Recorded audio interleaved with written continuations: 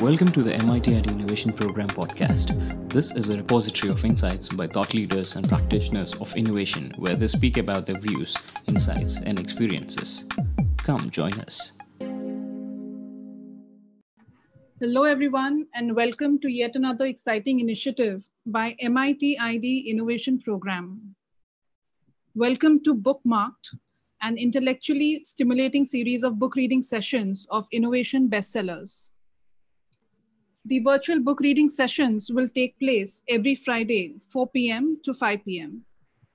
Here is the lineup for August 2020. Please save the dates. August 7th, we cover the Culture Code. And yes, Rain has gone live. August 7th, we will speak about The Culture Code by Clotaire Rappel. August 14th, we'll cover The Hidden Connections by Fritjof Capra. August 21st, we cover Thinking Fast and Slow by Daniel Kahneman. August 28th, we cover Utopia for Realists by Rutger Bregman. So about the author of this innovation bestseller is a writer, historian, and activist, Rebecca Solnit. She's the author of 18 plus books. And here are a few commendations for her work so far. The Guardian wrote, it's one of the best books of the 21st century. Mil McKibben of New York Times said that no writer has better understood the mix of fear and possibility, peril and exuberance that's marked this new millennium. The New Yorker said, an elegant reminder that activist victories are easily forgotten and that they often come in extremely unexpected roundabout ways. Head of the Innovation Program, Associate Professor Harshad Desai, a PhD research candidate and an industry professional who has spent in the education domain, will be in conversation with our guest reader and innovator, Mr. Shekhar Badwe. He is the founding director of Locus Design, a leading strategy and design company. Shekhar is an NIT alumni with 17 plus years of diverse experience in strategic design, innovation, design research.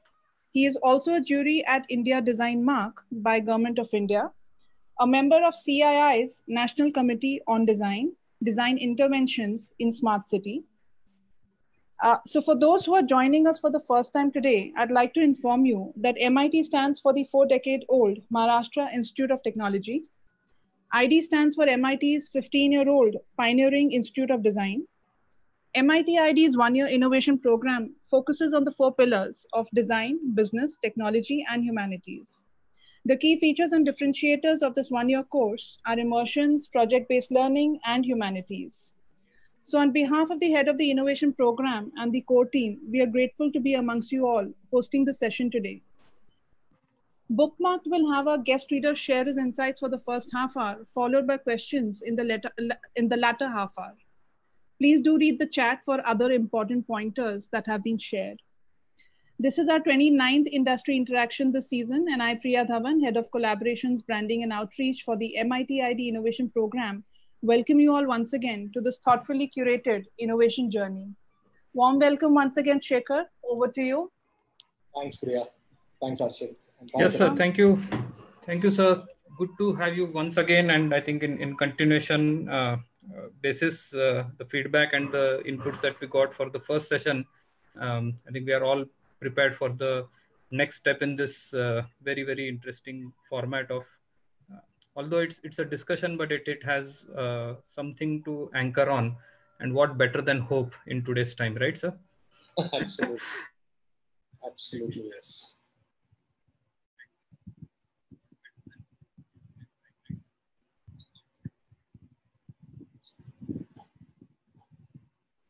I think Harshit's screen is frozen.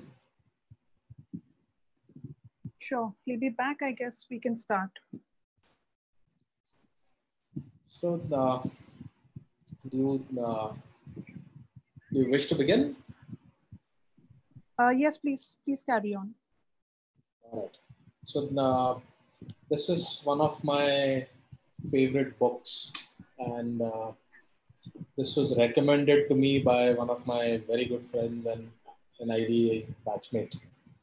And this book essentially talks about hope, but it also talks about a lot of other interesting facets about hope, about uh, the current times and the past. And I'll take you through this book. This is though very centrally pinned on what happens if there is hope and what happens if there is no hope. And thankfully, this was a book that was recommended when I was searching for some hope. Uh, and I think it came at the right time, right moment, and it was wonderful.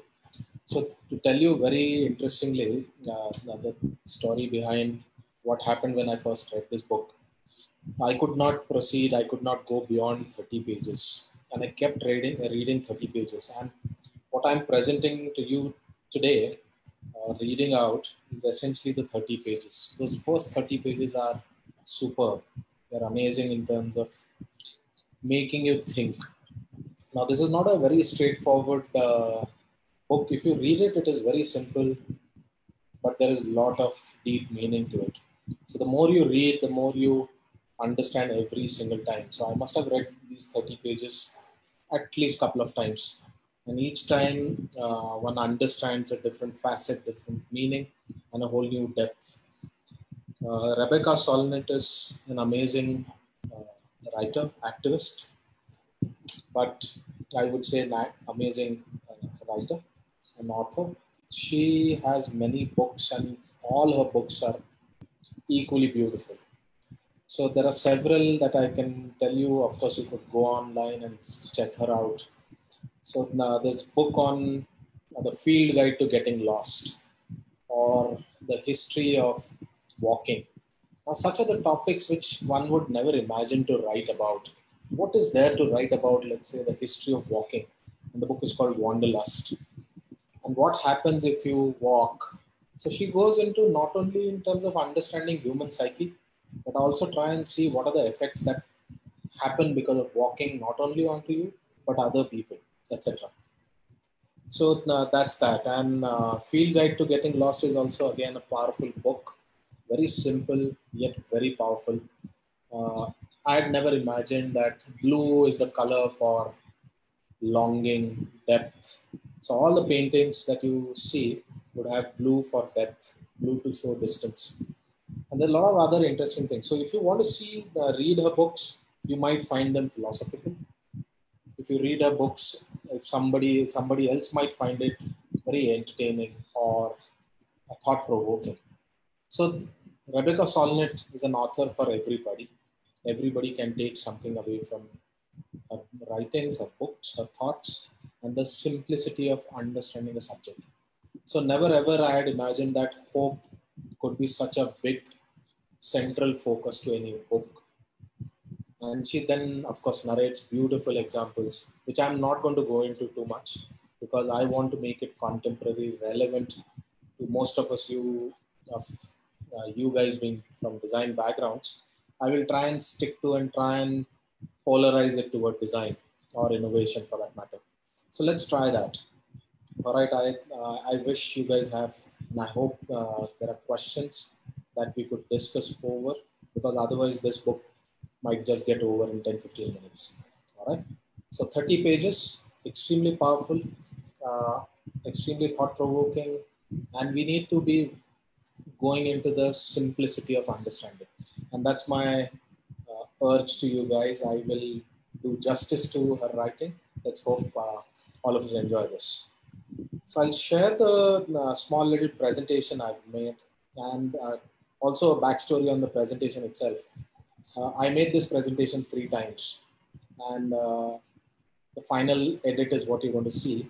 And I realized that if this book talks about a very simple concept of hope, but there's so much depth to it, the slides also need to make justice to it. So the text is simple. You're going to see only text, and there is something that you need to figure out behind the text. And that's my clue to you guys. So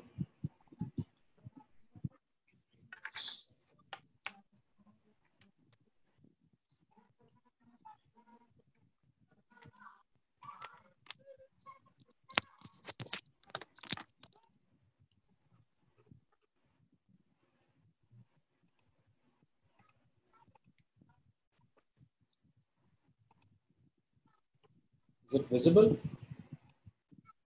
Yes, visible. Yes, sir. Into full screen format, please. Yes. That's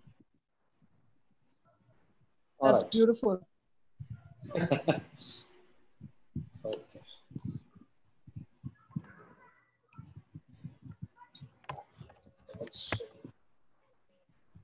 So,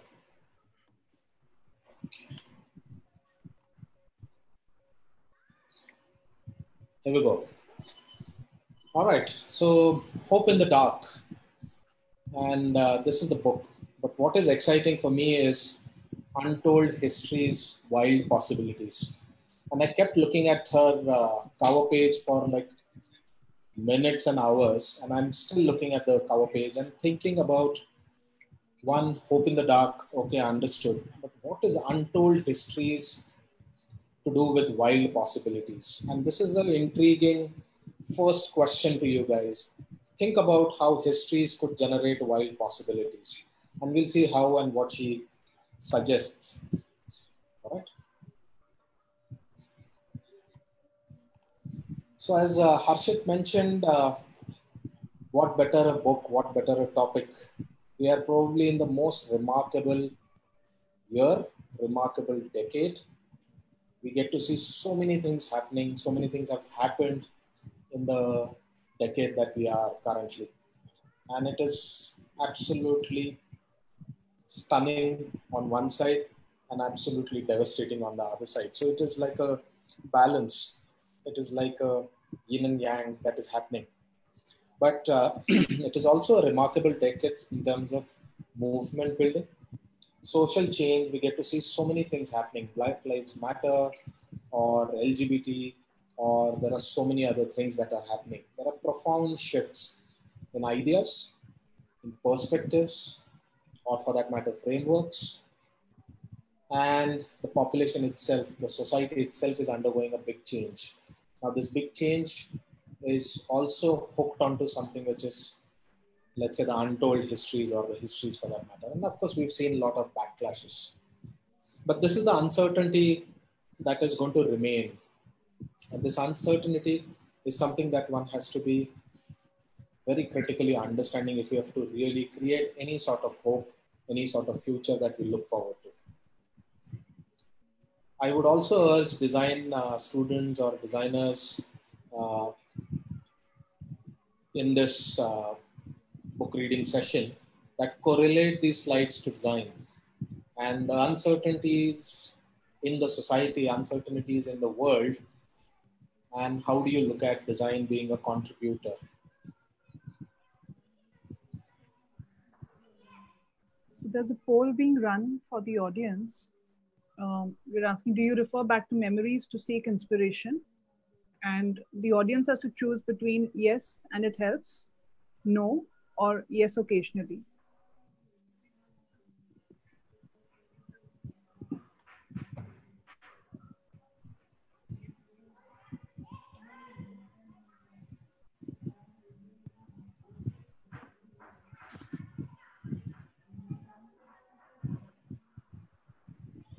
So also let me know when to move forward. It's done, sir. These are the results. Oh, lovely.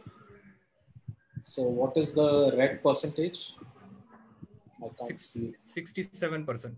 Oh, fantastic. So all of us are on the same page. Yeah. Very well. All right. Let's go ahead.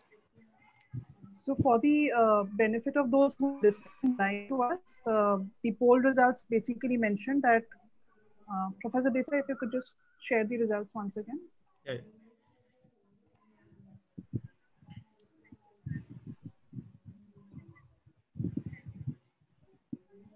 67% says that yes, they refer back to memories to seek inspiration and it helps.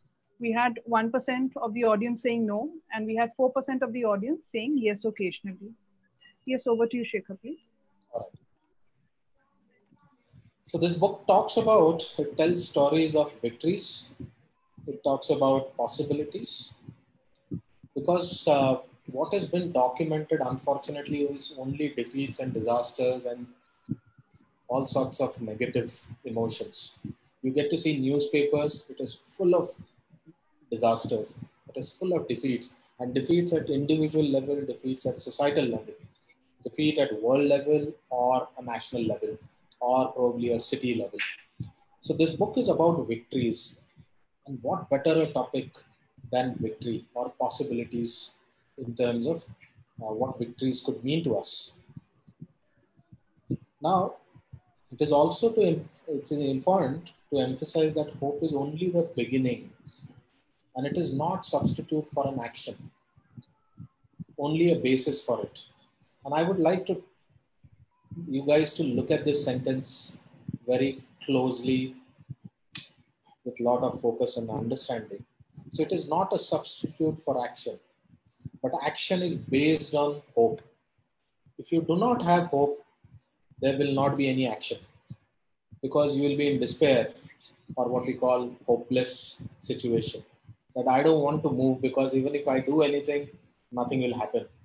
So hope is the step, hope is the junction, hope is the tipping point, hope is the trigger for anything that is going to happen in terms of action.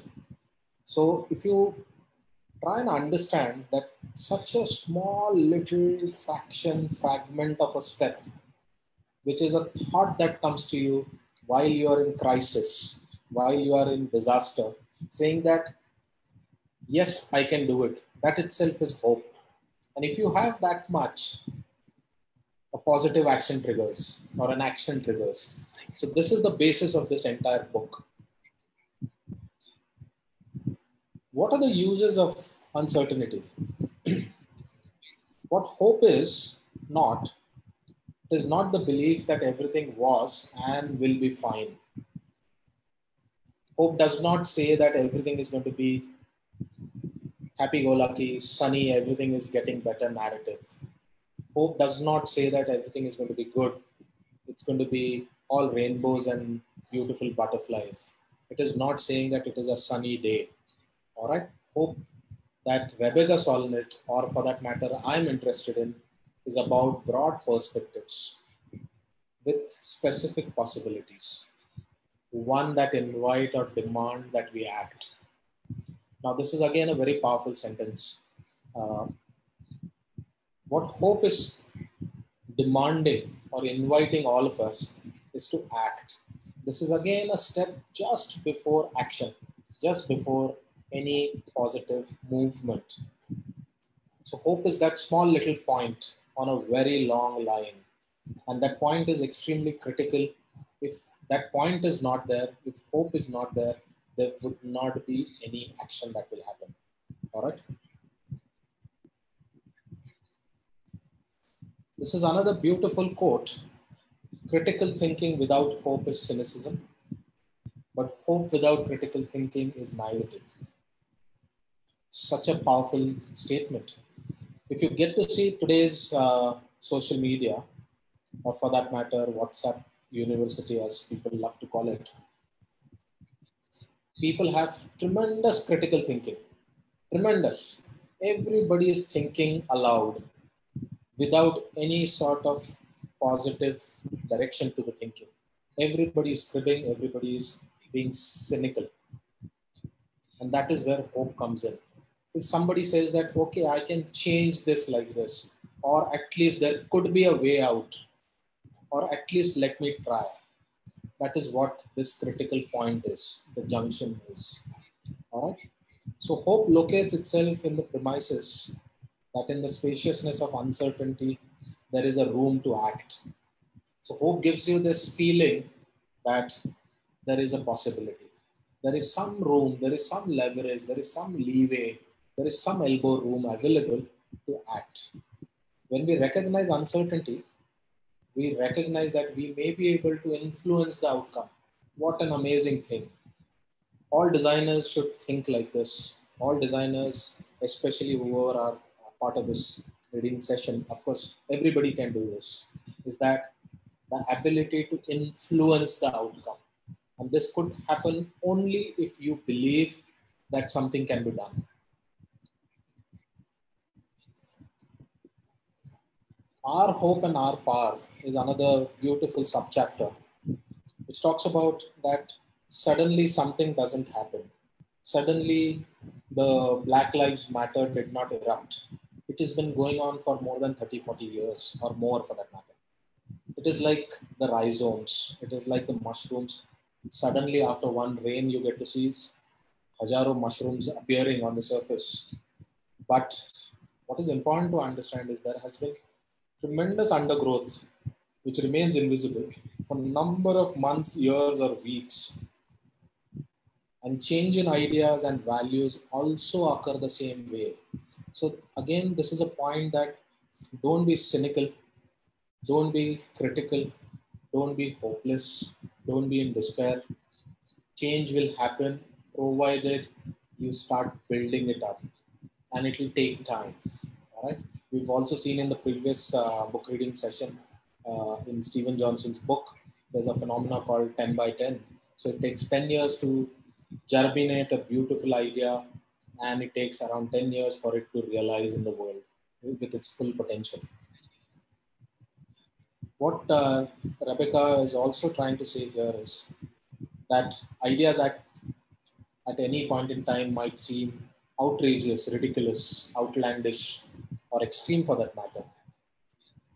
But once it becomes something that is popular, suddenly people think, oh my God, this is something that I always believed or something that I always realized. Example, do Black Lives matter? Do human life matter? Do lives matter? Whether animals or otherwise? Yes. Do we all of us believe in it? Of course. But it took so many years for the Black Lives Matter movement to come to peak, and then suddenly everybody participated. And that is the power of hope. That is the power of an idea. And this power comes from not from the central stage or the limelight. It will come from the fringes. Somebody will wake up one day and say that enough is enough. I need to do something. All right. Our Indian freedom struggle also will get to see so many examples, so many pioneers of thoughts, or so many revolutionaries who created such kinds of ideas that change the country, ideas that change the world.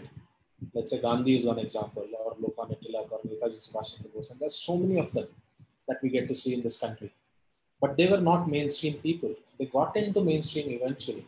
But they were people who probably were writing a newspaper or an article, or somebody's trying to do something on the fringes, on the sides. And suddenly this mushrooms up. So this is the power that our hope has. This is my favorite part. Also because we do a lot of museum design work. So stories we tell. Changing the story isn't enough in itself, but it is a foundation for real changes. Victory doesn't mean everything. If we acknowledge victory, the problem is that people give up struggle. This is the flip side of victory. This is the flip side of achieving something. Now, what is also interesting is that what stories do we tell? What story do you tell to other people about yourself? Let's start with that. And I had seen one beautiful TED Talk in which this speaker was talking about a paraplegic armed forces person in the US who had probably in a landmine explosion lost all his limbs.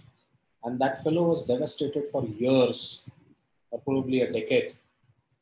And one fine day, a small girl comes up to him. He's in a wheelchair, and she comes and asks him, what were you doing before? And then for half an hour, he tells so many positive things about himself and what he did for the country, what he did for people, how he managed to rescue women out of ISIS, etc. That moment, this fellow realizes that this is the story I'm going to tell myself every day. This is the story of victory that I'm going to tell everyone else who meets me. And what happens is this fellow becomes and goes on to become a very big speaker, a motivational speaker in the US. Now, what are the stories that we are telling? What stories would India want to tell the younger generation now that we have this academic thing undergoing a change in India, what stories would we want to tell? What stories will inspire people? What stories will create hope? If stories can create hope, this is the start point. And that's why probably museums are so important. History is so critical. Because if you talk about defeat, always the newer generation will become cynical and they will be in despair. But if you talk about India, which had such amazing stories, these stories inspire people. And this is the foundation of, let's say, museums, exhibitions, art, philosophy, and all humanity subjects. And for that matter, our history books in our classrooms. And it is extremely critical that we talk about these stories which will inspire the future generation. They will inspire to have hope to start with. So that was about stories. Then she moves on to say that altruism versus capitalism.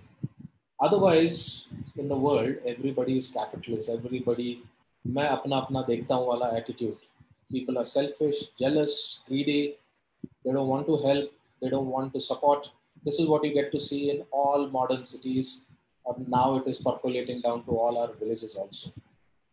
But I remember when the Bhuj earthquake happened, this capitalism turned into altruism. We get to see that people changed dramatically. People out of nowhere started helping each other. There was so much positivity. There was so much goal-oriented working. People had lost everything that they had. They had lost relatives. They had lost family, money, house. There's no food. But everybody's working hard towards helping each other. Now, where does this come from? And this comes from our innate ability. This is something that we are programmed with. This is what we are coded with. The capitalism layer is only a layer. That is not who we are. That is not what our core is. So we need to really amplify this power of altruism. We need to really reach out. We should look at alternative, existing alternates. So this is the alternate human nature. And this is the true nature of human beings. This is not a true nature of a person in certain format, certain clothes, certain situation. He's a human being and he has this nature inbuilt. And people find passionate joy, meaning, community, and immediacy in response. People help. And this is the fundamental response to any disaster. This is our human nature. We don't care. We don't look at our loss. We look at how am I going to help? And again, hope comes as this critical point. All right. James Baldwin said beautifully that not everything faced can be changed, but nothing can be changed until it is faced. So hope gets you there. Work gets you through. So we need to have infinite hope. We need to build over this. We should not be ignoring, saying that, oh, I can't do everything. I can't participate in everything. Let me not do anything. That's despair. That's cynicism. We need to look at, oh, let me at least do this much. And then the trigger starts. And then the cascading effect starts. The domino effect starts. The butterfly effect starts. Malcolm X said, future belongs to those who prepare for it today. Are we preparing ourselves? Are the designers preparing for the future? Are they designing the future? Are they looking at not nostalgia only, but are we looking at nostalgia? That is something that we're looking forward to. So let's prepare for this. And the preparation starts with a basic small little ingredient called hope. Martin Luther King said, we must accept finite disappointment, but never lose infinite hope. And what powerful words. So he had tremendous hope. And he had this dream. And that dream he kept on repeating. If you listen to his speech in Washington, at least has 50 times I dream, I dream. And dream is essentially hope that something better will happen, something amazing will emerge. So memory produces hope in the same way that amnesia produces despair. All right. Hope is about the future. We always say that I hope the future is going to be good. I hope the tomorrow is going to be better. But its grounds lie in the records and recollection of past. You always tell yourself, or somebody else will tell you, saying that, oh, this problem we had solved 10 years back like this. And that's the way we could deal with this situation today. And we always refer back to past to solve problems of the future. All right. So memory is good if not got hooked onto too much. So memory that includes our past produces this forward directed energy called hope. So amnesia has this problem that amnesia, whoever is in amnesia will have lack of examples of positive change, evidence that things have happened, things people changed. So if you recall history, and hence history is so critical.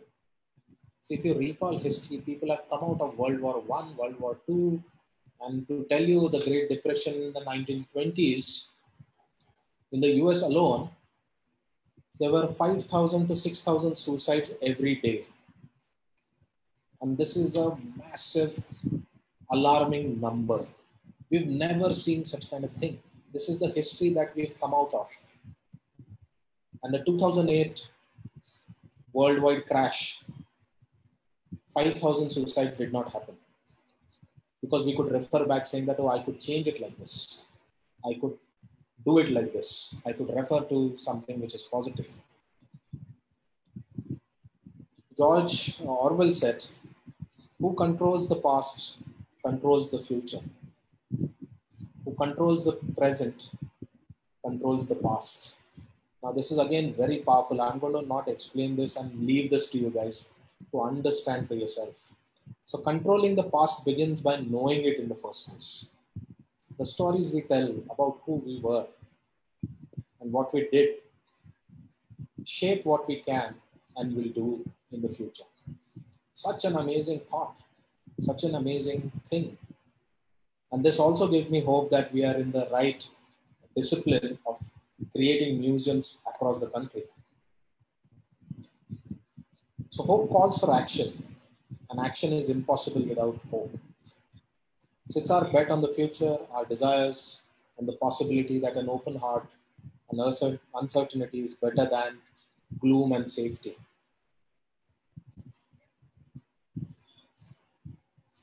Scott Fitzgerald said, test of first-rate intelligence is the ability to hold two opposed ideas in the mind at the same time and still retain the ability to function. I think designers can do this beautifully well. They have this phenomena of right-left both in combination. They can work in this schizophrenic world. They are very adapted. This is another beautiful and very powerful thing. This is again one of my favorites. Education in hope. Without a minimum of hope, we cannot so much as start the struggle. Hope dissipates, loses its bearings, and turns into hopelessness. And hopelessness can turn into tragic despair. Hence, the need of or for a kind of education in hope. Do we teach people to dream? Do we teach people to hope? Do we teach people to be positive? Or do we only deal with negativity, cynicism? So there is a great need for education in hope. And we get to see that the current generation is one bored, and you can't deal with boredom. And boredom eventually will result into despair.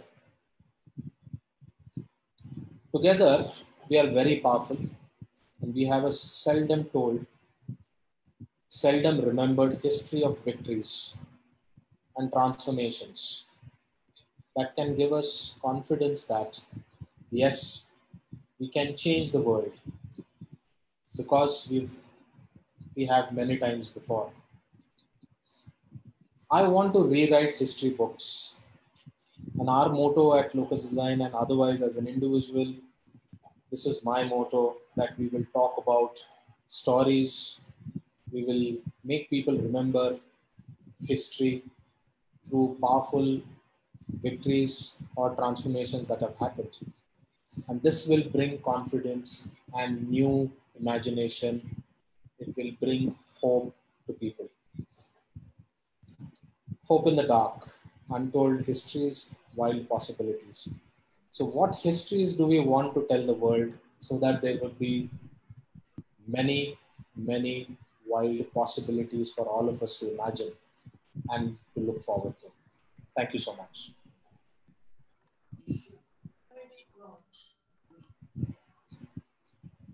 Great, fantastic, sir. Thank you. It's really so inspiring and so motivating. Just to listen to, and just few slides of this book is already creating an impact. So I can just wonder what it must be to read the book and internalize it in that way. So often, many of these things are very personal, right? Means I am personally hopeful, I am personally optimistic, I am a very positive person, things like that. And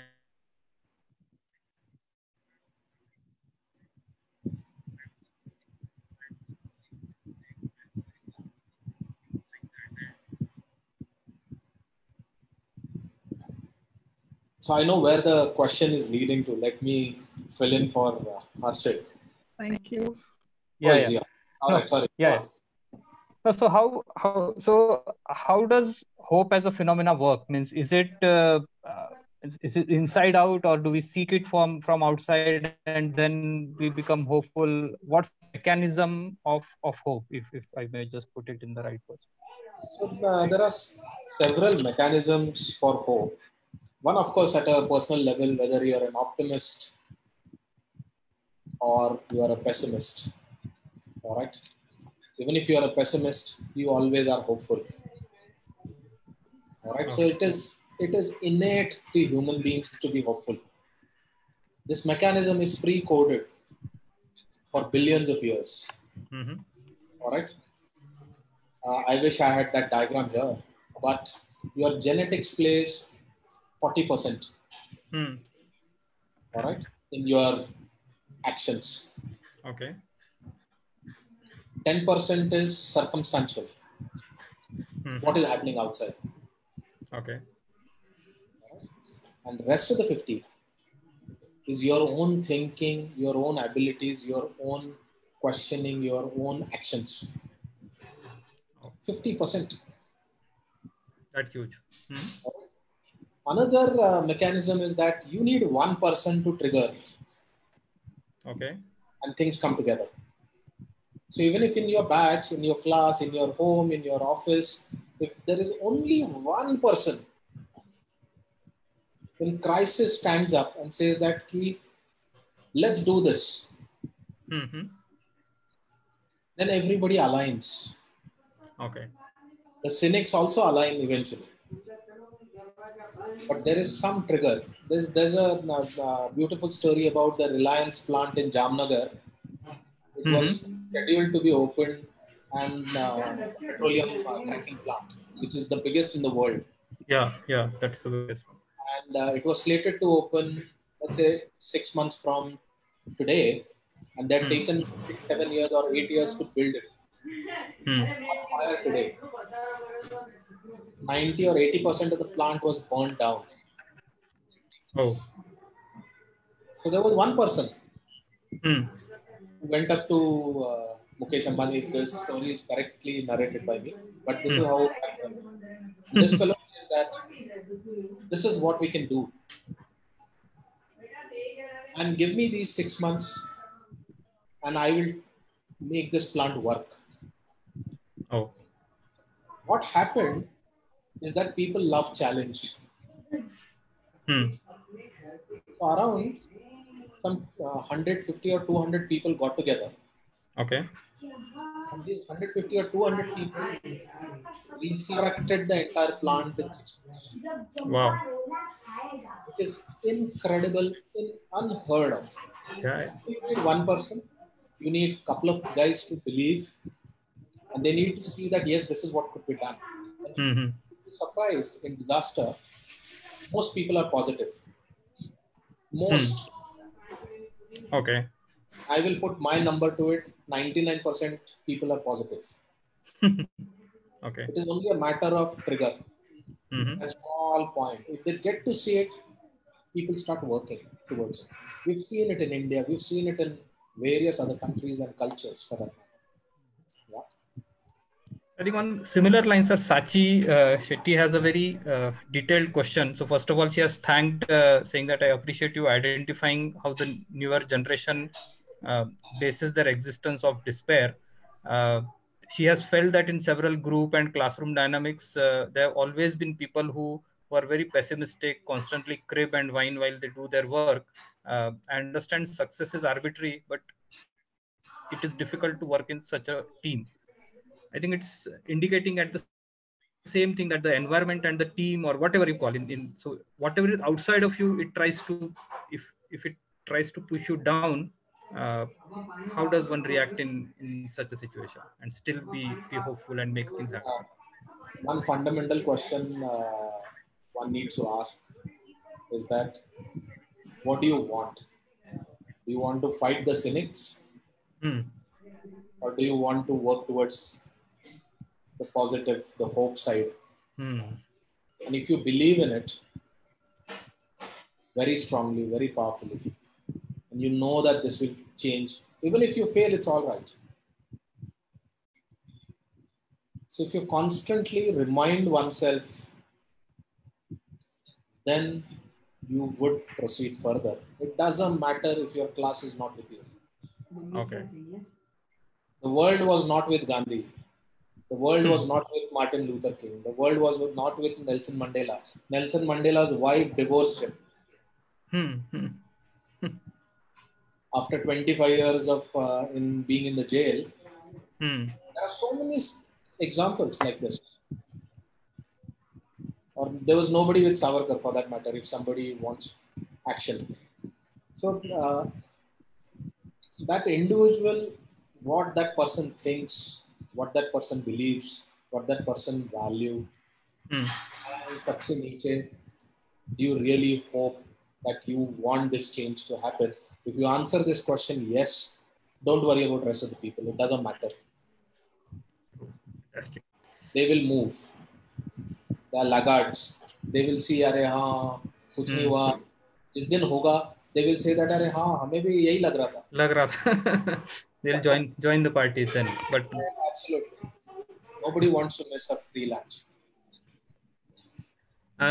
So Chetan Murthy has again a very simple question, and don't know, means there may be. Simple are the most difficult ones. Yeah. So and it says that, does hope and luck go hand in hand? No. I don't want to depend on luck, because if the luck doesn't shine on me, I'm hopeless. I rather work with hope, because luck has not worked. And if luck doesn't work, it is in good faith that something even better is going to happen. This is what Dalai Lama says. Okay. If things have not happened for you, it's a stroke of good luck, because something even better is going to happen. Better than is going to. So just let's see what the audience has to say. We had a very similar question on the poll. Till the time I just read up the other questions.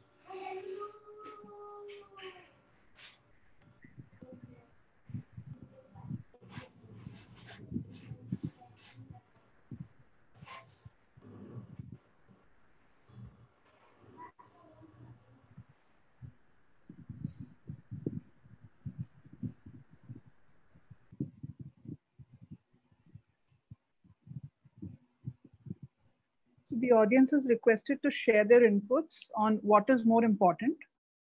They need to choose between vision, people, or luck? Kindly choose one. What is more important?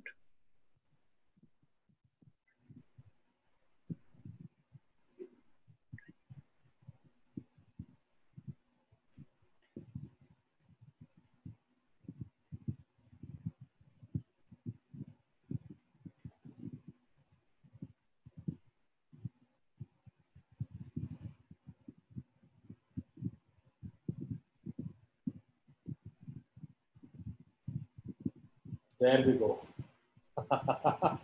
Resounding 54% says vision is more important. 27% say hope. 20% say motivation. And people and luck have not found any takers. Over to you. Very good. Thank you so much. So I have a question for these 53% people, and you need not respond to me. You guys need to think. All right. Let's assume you have vision, but you don't have hope. Will it work? And if you have hope, there is also a hope for vision. So would vision work without hope? Is the question that you guys need to answer yourself. Yeah. And this percentage will change. All right, you have a vision for an amazing country, but you have no hope for India. You will not even participate. You will not even think. You will not even apply brains. Forget the vision. Anyway, so this is a question to ponder and think in depth. Yeah, and this can also be a very interesting homework or an assignment question or a reflection question that, and also maybe a trigger to read the book also, because once they read the book, they will have a different perspective on this entire priority of what is more important, whether it's hope or whether it's vision. Again, a very simple question, sir, by Pranjali Nasre. She simply asked that, can hope change reality? Of course. Of course it will. It will. It might take time. And one fine day you will see mushrooms growing. So that mushroom parallel was very interesting. Can you just spend some more time on that? Because I think it explains the activism background that Rebecca has, and then touch upon multiple things which is a recurring theme in the other works as well. Yeah. So this phenomena rises out of the mushroom phenomena. Rises out of something called as a rhizome. You must have studied, all of us have studied this in biology class, I think 5th or 6th or 7th. I don't remember which class, but rhizomatic structures. For anything to happen, there has to be a tremendous amount of collaboration underneath for it to materialize into something which is a big movement, or something big has to erupt, or something big has to happen. So this mushroom thing is an amazing metaphor, saying that one fine day you get to see it, but what you really fail to understand is what has been happening underground, what has been cooking. You get to see the outcome. An outcome is not enough to understand. One needs to understand the background, understand what had happened over years or decades for it to realize into something much larger. All right. And Indian history has phenomenal examples. I don't even have to look at any other history besides India's history to start with. And you'll get to see so many examples where one particular person had one particular thought, or he was angry with some situation, and that person,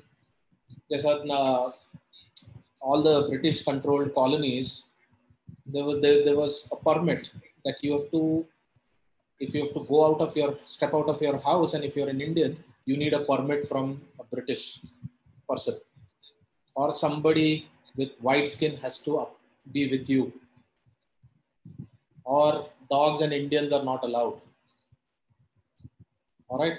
So this was something somebody got started, and it resulted into one wide movement across the country or the subcontinent at that point in time. But it took so many years, more than 20, 25, 30 years for it to realize into such a massive movement. And you get to see all popular movements right now. It will have a history which was not seen. Not many people knew that Black Lives Matter is not a recent phenomena. It has been happening. That movement only got to see the scale and proportion this year or a couple of months back because of one incident, one trigger. And that is what the example of these mushrooms are. And essentially it also tells us that if you've been working on it, this is what Steven Johnson talks about as slow hunch. If you keep thinking about it, if you keep ruminating about it, it will materialize into something very big and powerful.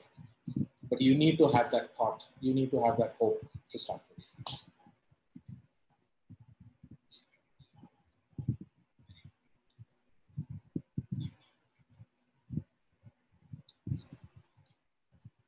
Okay, Harshit, you're on mute. Yes, we will carry on with the other questions till he's back. We've got Aditya Borgaonkar wanting to know that, sir, can you explain what do you mean by rewriting the history and stories relatedly? All right, I'm not saying fabricate history. I'm not saying write it from a point of view, but as far as possible, what is the fact? All right, it should not be colored in either color. And once, all right, let me also answer it slightly differently. What history do we want to tell people or students of class 5, let's say, or class 10? What do you want to pick out of Indian history to tell to the students of class whatever, that once they come out of the school, they will have these great, amazing dreams that, yes, in this given situation, which is pathetic, I can still do something amazing. Most people burn out because they don't have the backing, because they exhaust their fuel, which is acquired fuel, which is current fuel. All right. So history or the past will essentially give you ideas. You can look at very many examples as to how people have conquered personal difficulties, say like national disasters or international or worldwide phenomena. So the history books need to be rewritten from the point of view of giving hope and not giving only facts. Ye din pe he was born and he died on so and so date. How does that matter? It matters to historians. But if I look at Shivaji as a figure that will give me so much hope, then what has been written about Shivaji in the history book has to have so much other facets about him. That I start looking at this person from very many angles, facets. Can management students look at Shivaji, example, I'm just taking that as an example, and see how he had done amazing planning of resources or guerrilla tactics and whatnots. So this is what I meant, or what Rebecca Solnit wants to say, that one needs to look at history from this point of view. Don't give factual कि अकबर ने ये किया, उसने वो किया, उसने ये किया, उसके पास इतना बड़ा kingdom था. How does that matter? Square foot area of kingdom of Chandragupta Maurya has no consequence in my life. But rather, how did he manage such a big kingdom? Maintain so many people? How did religions flourish? It's far more interesting to look at rather than only looking at square kilometer area of Chandragupta Maurya's achievements. And you get to see so many things. You can talk about metallurgy if you are talking to students of engineering, or for that matter, design. What was the code of communication? What was the code of conduct? There's so many things that could be talked about, and nobody really talks about them. And this is what education in hope could bring to the table. Great. We are again talking at a very opportune time with the new education policy being rolled out. There was some question somebody's asked. 5 plus 4 plus 3 plus 2 Yesterday. is equal to 10. Yeah. All right. But do you think it's a good change, sir? Is it? Do you have the highlights of what changes have been done? It's there is a hope. Is there a hope? See, any change is good change till the time it is practiced well. Okay. All right. Was education system good to India retrospectively versus Gurukul system? No. No. So this is of course to be seen, but point is, so there's another thing in this. Okay, let me answer this question with a quote or some short story from this book. Mm-hmm. One fellow asks one of the administrators in, I think, Indonesia or Jakarta or somewhere. Okay, this is asked in the 90s, saying that what do you think was the French Revolution which happened in 1700s? Was it useful? Was it impactful? This is the question somebody asks this fellow in 1990s about French Revolution in 1700s. This guy answers saying that the impact will take more time to be seen with. So after 400 years, this guy says that an impact of French Revolution will not be immediate. That is 400 years. It will take more time to see the widespread impact and to measure it. So this education policy, it doesn't matter, but what matters essentially is what do we do with it? Do we have the hope that we will be able to use this change to do something good is where we should start with. And then you'll get to see so many positives. Yes, of course, there's a way to look at negatives, but I'm not on that side of the world, unfortunately. I'm an optimist, so I will be on this fringe. But one thing is sure, my 10th, 12th has not added anything to my life. And that rat race. Had somebody told me that this is the vocation that you should have chosen in the class 8th, I would have been a very different person and I would have saved at least 20 years of my life doing absolutely absurd, weird, useless things otherwise. I would like to ask this question to all of you guys, that is this good? Was this good? Wasting 20 years and not realizing it in class 8th or not being told by somebody. So in Switzerland, the education system is very interesting. After 10th, you have to be gone on a vocational training, compulsory, for 4 years. And there are only 5 vocations available in Switzerland. Oh. 5 or 6. Watchmaking, banking, finance. And you are an apprentice for 4 years. No degree given. Wow. Compulsory. So our education system or their education system, forget it. What have you achieved otherwise? And let me tell you, I've worked with these Swiss people. They are very thorough with what they do. They will do one thing and they will be extremely thorough. And that has become their culture. Are we thorough in at least one? Am I thorough in at least one? Is the question that I will ask myself. And I'm at no liberty to ask you guys this question. But should the education system change? Yes, it should change. What should be added to the education system? Please write to the PMO. If all of us write to him, if we believe that this is to be changed, don't go only keep barking at them. Winston Churchill said that if you keep throwing stones at every barking dog on the street, you will never reach your destination. So I don't want to be this barking dog. If I have any recommendation, my first thing is that I hope and I believe that my words will be heard. If all of us write to them saying that these are the additions that you could do, there's no point in cribbing about that this system works and that system does not work. We are designers, we need to have solutions, or at least imagine these things. All said and done, I believe that some change is good change. At least from my 10th, 12th and wasting of so many years, I think this is a refreshing change. But the younger generation might have different point of view. That's all right. That's Anekantvad in Jainism. You could have multiplicity of viewpoints. And you need to respect other point of view also. Otherwise, we'll keep fighting.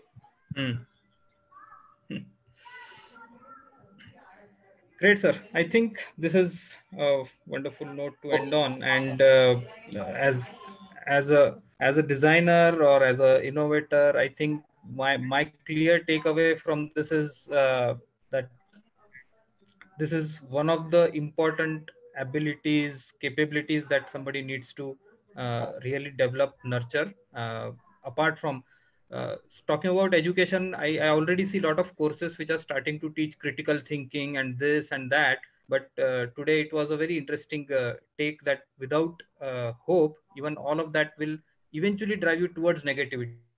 Yes, cynicism. You will not even start thinking if you don't have hope. This as a route, as a hope, I think we are all good to go. And thank you for such an inspiration on a Friday evening, sir. Thanks. And Priya ma'am, anything that you want to add further to conclude this? Thank you so much. Yeah, Thank all the participants. Yes. So we have Sirswa Kuldeep Sriram, who had mentioned that he always tries to speak in front of people, but every time shyness came in between. Please tell me, how do I start? So I guess we'll take this question offline, Kuldeep. And yes, in just a few words, it's all about believing in yourself. There's another anonymous attendee who said that though I have opted for motivation, but I think if something is important, it is discipline. Even when there is no vision or motivation, discipline keeps you moving. So yes, yes, please go ahead. No, I agree. Yeah. But for discipline also, you need to have hope. True. Great. So for more questions, do reach out to us offline on LinkedIn. A round of thanks to our audience for joining us today, and special thanks to our guest reader, Shekhar, for his time and sharing the value-add takeaways from this bestseller. Thank you so much. Pleasure. Next, I'd like to invite you all to the next book reading session, The Culture Code by Clotaire Rappel, this Friday, 7th August, 4 p.m. to 5 p.m. So tune in to Bookmarked and let's learn, innovate, lead. Please register in case you haven't yet. We encourage you to connect with us via our social channels to know more about the MIT ID Innovation Program and upcoming engagements and online courses. For those interested in becoming top-notch innovators, we invite you to explore our courses that will fast-track your career path. So log on to www.mitidinnovation.com to kickstart your innovation journey with MIT ID Innovation Program. Thank you once again, Shekhar. Thank you, Professor Desai. Thank you, ma'am. Thanks, Priya. And to the audience, stay connected, stay safe, and keep innovating every day. Thank you. Thank you, all of you.